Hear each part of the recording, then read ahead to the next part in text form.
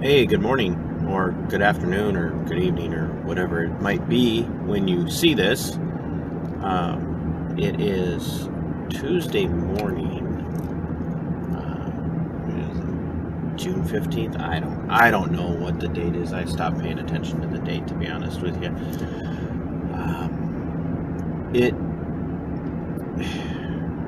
I think that we're in a weird place, and by weird I don't mean like, Stranger Things weird,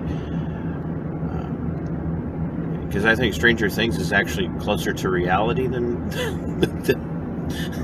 than most of us would want to admit these days. But we're in a really weird place here in the U.S., and I think it's a place where the vast majority of constitutionally minded patriotic types within the U.S. never imagined they'd find themselves. If you look at anybody who's 35 to 30, 39, 40 years old and older, we all remember a different time. And I think that's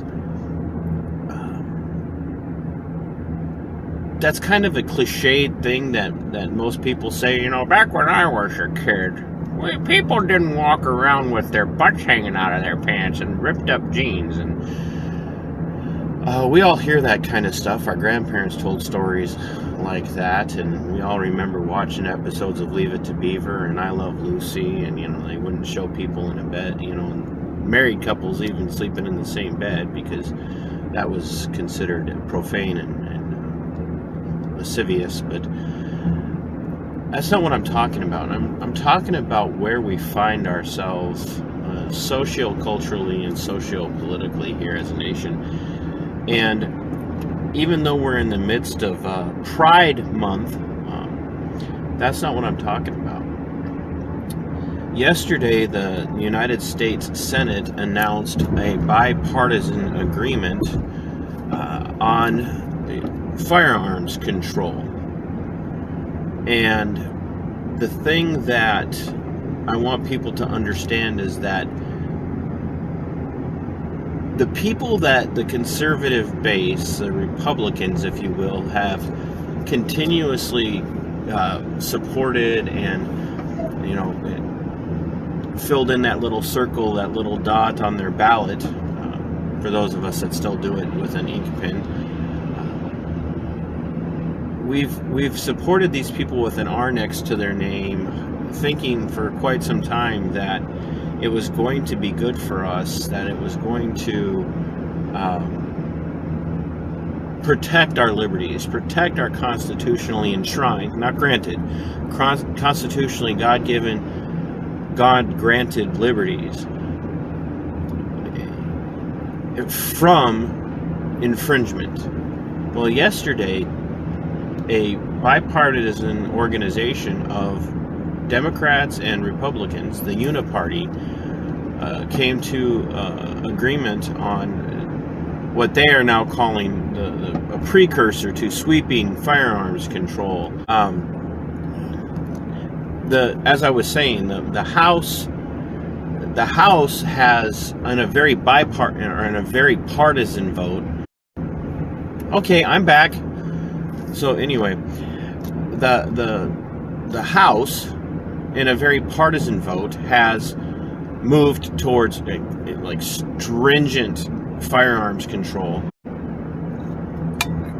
Anyway, the House has moved towards very stringent firearms control, like stifling firearms control legislation. The Senate has come to bipartisan agreement.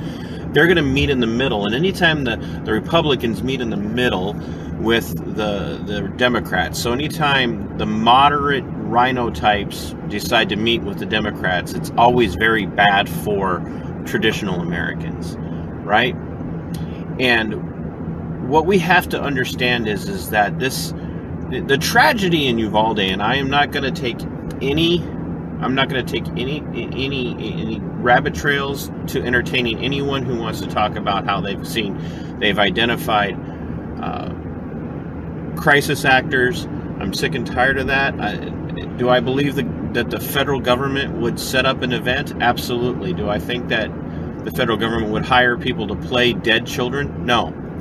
I actually believe that the federal government would be willing to kill people for their cause. I mean, Ruby Ridge, ring a bell? Waco, ring a bell? I mean, let's be honest. They killed a lot of people at Waco, right? That wasn't a false flag. That was legitimate. Ruby Ridge wasn't a false flag. That was legitimate. Lavoy Finicum. Anybody remember Lavoy Finicum from a few years ago? The federal government is not above killing innocent American civilians for an agenda. They're not. Right? So, I'm not calling Uvalde a false flag. I'm just saying there was a lot of problems for us to be able to willingly close our eyes and not pay attention to what really happened in Uvalde. And now they are refusing to release the body cam footage of the officers who actually had their body cams on, both inside and outside of the school. And attorneys for the state, whether it be the Uvalde version of the state or the Texas version of the state or the federal version of the state, are all, oh yeah, well, we can't put this video out, you know. All of this is going to be used to continue the war drum, the beating of the drum, to take firearms out of the hands of law-abiding citizens. And stop, if you please listen to me, stop telling people a background check wouldn't have stopped this guy, because that's what they need to hear. Think about this philosophically, think about this logically, think about this with reasoning and intellect. When your argument against background checks and psychological testing ahead of the purchase of a firearm is, it wouldn't have stopped this guy because he didn't have any diagnosis, you're literally making their argument for them to take your guns from you, or to forbid you from getting a gun in the future. Stop playing their games. Stop being reactionary. Okay? That's what it means. That's what needs to happen. You have got to stop being reactionary. The truth of the matter is it doesn't matter what they pass. It doesn't matter if they pass psychological testing for everybody who's going to buy a gun, everybody who's going to keep their guns. It doesn't matter if they strengthen the background checks and you say, well, none of that would have worked. They want you to acknowledge that, because they want to say, see, then none of that's going to work. So the only way for any of this to stop is for us to remove all the guns, regardless of your psychological status. And the other thing that we cannot do is we cannot listen to any person who is in an elected servant's position, especially a person who has that R behind their name. And what we need is truth in advertising, by the way. We need people with R's behind their name to, from this point forward, identify themselves in reality, which is if their voting record is such that, how do I want to say this, that they constantly vote for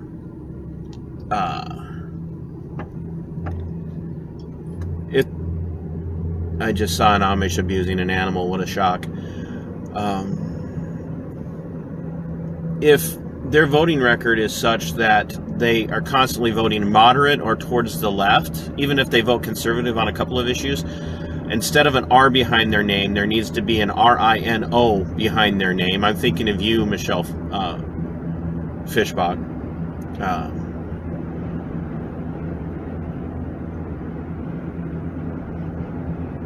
So if somebody's got an R behind their name and they're voting for these things, they're not your friend, right? They're not. They're not your ally in this. They're complicit. They don't want you to have guns either. End of story. I'm going to be doing a series of videos. I don't think they're going to be live streamed. I think I'm going to put them up as recorded videos, and I'm going to break them into smaller sections. I'm going to be doing a series on how red flag laws have been used in other parts of the world throughout the history of the modern West and in even the modern ages. And we're going to be talking about the way people comply when we use the terms like reasonable, common sense, and whatnot. Because here's what they're targeting here, if you will, to use the firearms terminology. Here's what they're targeting. They're targeting the law-abiding because the law-abiding comply. My friend Julie has said in here, you can't govern the determined criminal.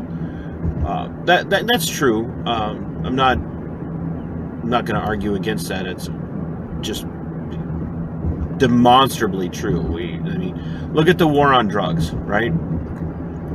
We've passed all this legislation to make drugs illegal, and all that's done is increased illegal drugs. Oh, and it's also increased firearms, gun violence, if you will. But what is demonstrably true is that an ungovernable people cannot be governed by a tyrant.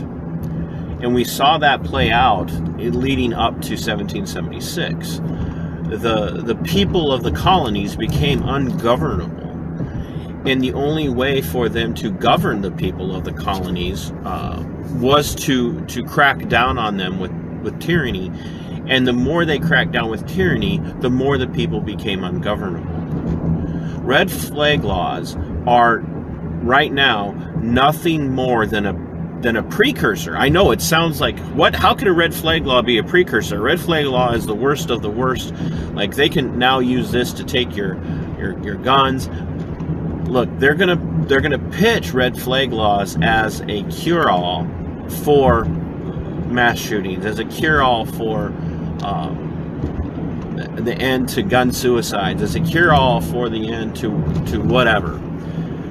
But they're actually, red flag laws are actually a precursor to what they really want to do, which is to stifle dissident voices. That's what they want. They want to stifle dissident voices. Oh, you want to show up to a school board meeting and voice your discontent with the direction that the school board is taking the school, with the direction the school district is going, whether it be about critical theory or whatever critical theory, critical sexual theory, critical gender theory, critical race theory. You want to express your dissent on that? Ooh, you're a dissident voice. You might be insane. You might be a problem. Oh, you want to show up to a city council meeting and complain about taxation, complain about city policies that require that you have a permit to raise chickens. You want to show up to a county commissioners meeting and complain about how the county is taxing you. You want to go and approach a member of the House or the Senate at the state level and talk to them about not passing legislation that's going to make it harder for you to carry a gun legally. They will say, oh, this person has dissident views. Dissident views are a mental illness. Therefore, we need to enact red flag procedures on them. And here's what you guys have got to wake up to, okay? I want you to hear me. And I put out a video a while ago, TC hates cops and we have the proof, which of course is tongue-in-cheek and ironic. I don't hate cops. I don't hate the blue. I just don't give the blue a pass anymore. the people, those of you that put up the signs that say we support our local law enforcement, the best thing that you can do right now, as red flag laws are becoming the norm, the House legislation gives federal funds to state entities. The federal state is giving taxpayer dollars, according to the House legislation, to state entities to broaden and widen and depthen, if you will, increase the depth of red flag legislation. Who are they going to rely on for that? Who's going to enforce red flag laws? Who's going to enforce that? Social workers going to show up to your house and say, "Oh, by the way, we're here because we've heard that you might be a danger to yourself or others." Someone in your family, someone that you work with, your significant other, whoever. Or you showed up at a school board meeting and you said some radical things, and now we're here because we're concerned and we feel like we need to remove your firearms. Oh, well, you don't have firearms. Well, we're going to come in. You think that's going to be a social worker? You think that's going to be a violence interrupter? You think that's who it's going to be?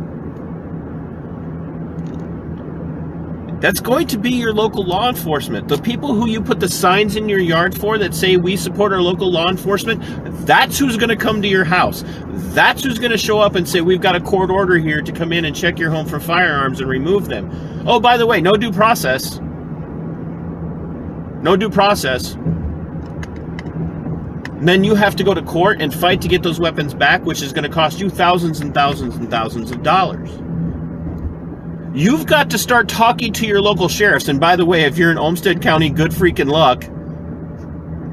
Because Kevin Torgerson will back up any red flag legislation that comes down. Because all he's interested in is getting reelected. Oh, and it's probably your local sheriff, if you live in a small county too, who's going to back up red flag legislation. You need to start having this conversation with your local sheriffs right now, and start asking them: Are you going to continue? Are you going to back up red flag laws? Are you going to enforce red flag laws? Are you going to send your officers, your deputies out to do this? See how this is a spiral, right? I'm driving and I'm doing this. This is a spiral, ladies and gentlemen. This is not going to go away.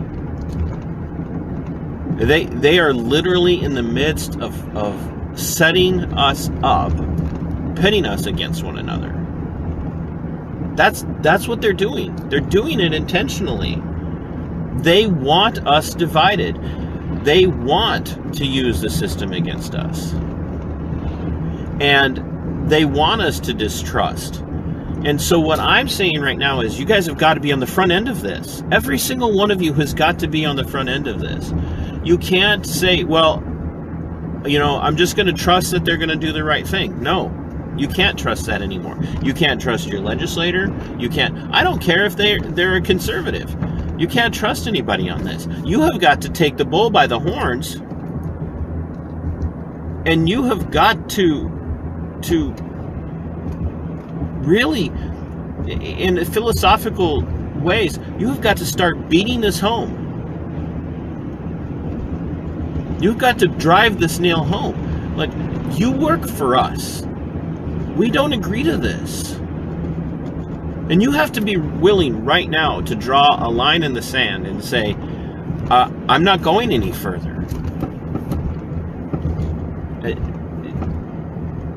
I don't know what else I can say. You guys have got to wake up and listen up. That's why I put that on here as a description for the video. Wake up and listen up. Not to me. Listen to what they're saying.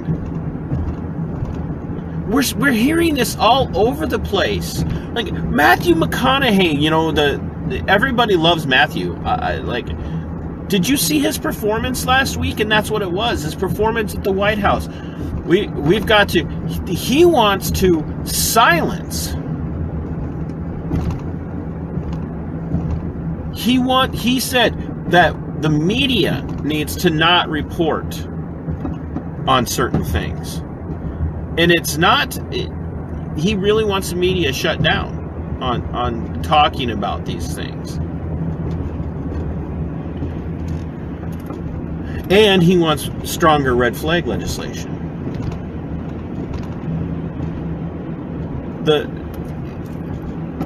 They're going to use popular voices to beat up on you guys, to beat up on us. You've got to listen to the McConaughey's. You've got to listen to your local senator. You've got to listen to your local member of the House of Representatives. You've got to listen to the federal level. You've got to listen to law enforcement. You've got to listen to everything that they're saying. You have got to pay attention to how they're saying things, and you've got to learn to dissect. And just because a local sheriff says, well, we're not on board with this, doesn't mean they won't enforce it. Some of you might be fortunate enough to have a good chief of police in your city. But when push comes to shove, your chief of police answers to the mayor, answers to the city council. And that means they're going to do whatever they're told to do, or they'll lose their job.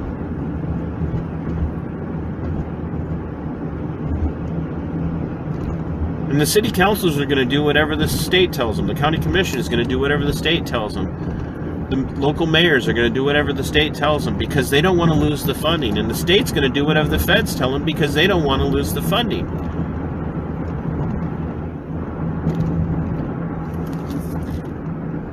We have got to be prepared to fight this out. And I'm not talking violence, but we've got to be prepared to fight this out philosophically, socio-culturally, socio-politically. We have got to be ready to do it. And we have got to stop being reactionary. Like I said earlier in the video, we can't sit there and go, none of this stuff is going to stop any of the crime. It's not going to stop gun violence because it's not law-abiding people who are doing these things. Stop with that argument. That's what they want. What they're doing is they just put you in check. It's what's referred to as a Kafka trap. They set you up. They're playing chess. You're playing checkers, people. That's what's truthfully happening. They're playing chess. You're playing checkers. And I'm sorry, checkers and chess are not the same on an intellectual level. You guys have got to start playing chess. You've got to learn how to look ahead and see these moves coming, 4, 5, 6, 7 moves down the road. You've got to learn how to not only see what they're trying to trap you with, you have got to start to look ahead to see how you can get around their trap and set them up in their own trap. As the old saying goes, hoist them on their own petard.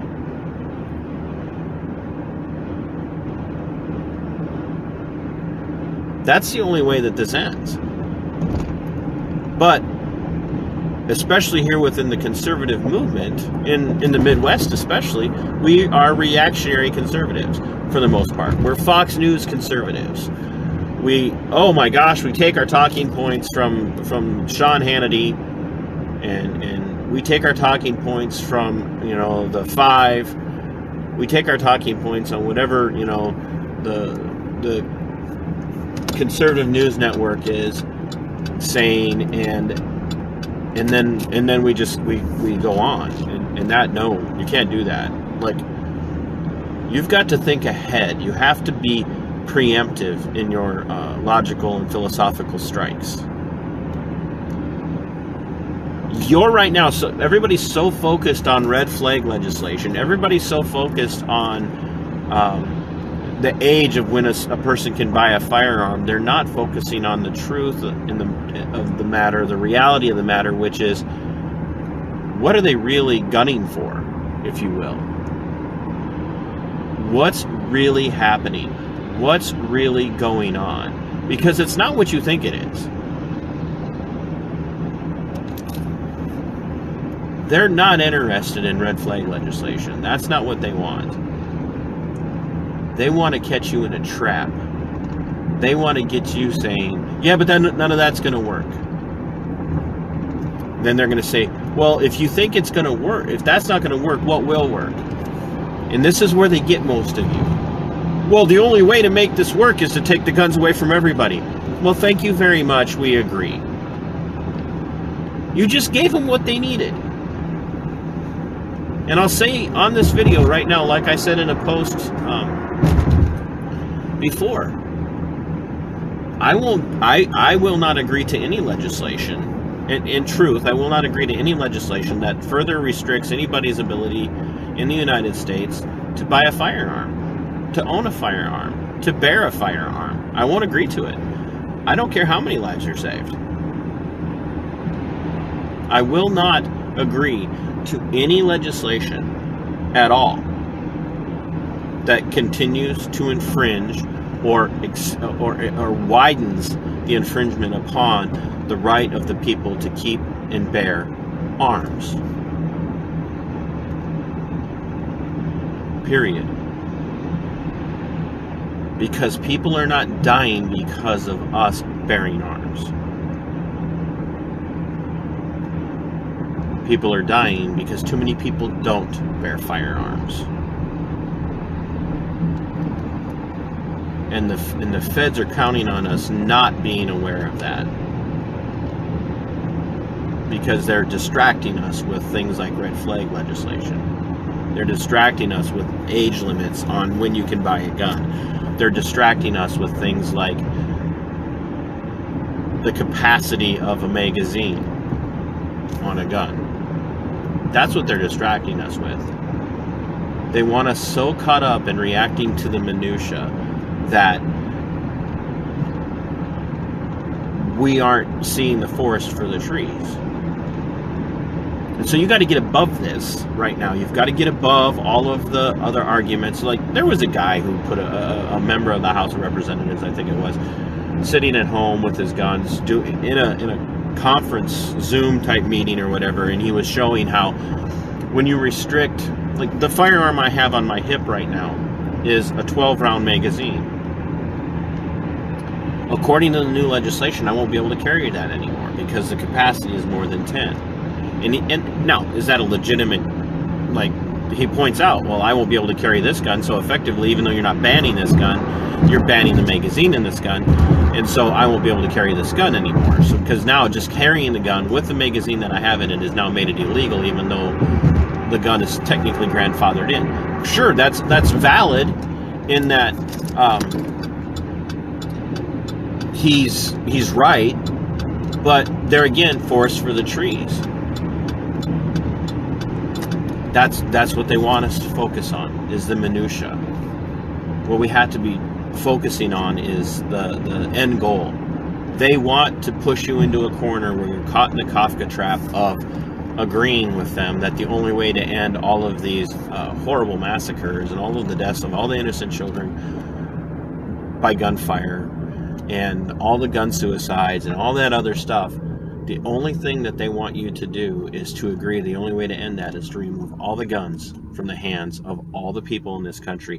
And now you have to ask yourself, what could possibly be the reason for the state, the federal state or the state or the local state? What could possibly be the reason for them to want to remove the guns and to trick you into agreeing with that? What could possibly be that reason?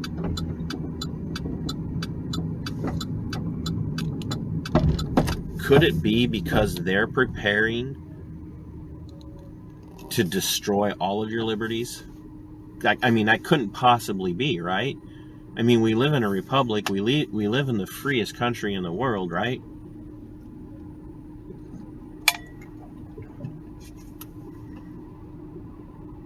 I mean, ever since, the foundation of this nation, people have had the right to speak their opinions in public. People have had the right to freedom of speech. We've had a right to be free of unlawful searches and seizures, right? All of those things. And why? Is it because it's been granted to us by the feds? Has it been granted to us by the people who rule over us? Or has it been granted to us? Do we have these inalienable rights or unalienable rights by God? or because the government hasn't interfered.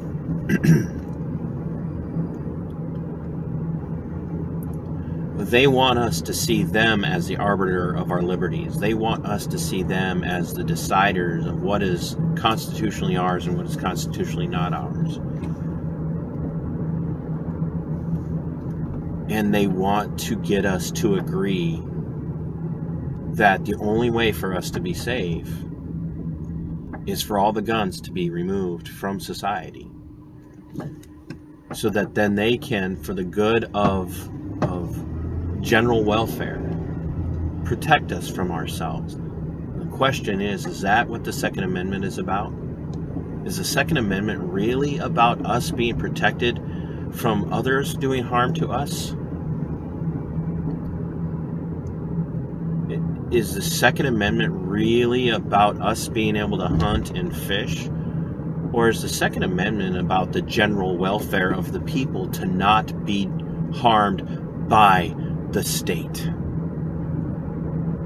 That's why they're changing the argument. Because they know that right now, there's enough of us who are still awakened, still have our eyes wide open. There's enough of us who still see it for what it is.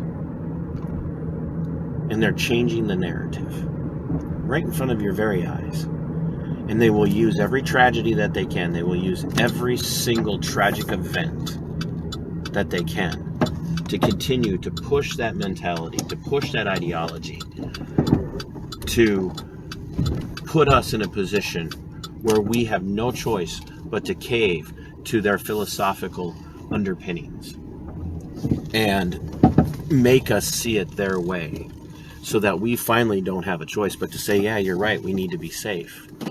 And the problem is I'm not in danger from my neighbor.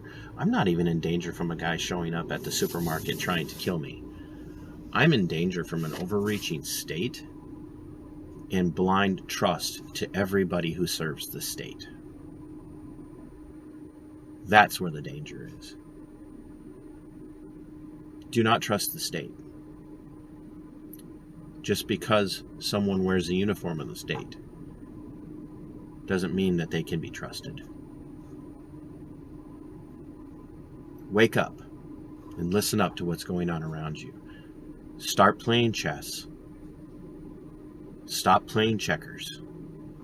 And start engaging your minds.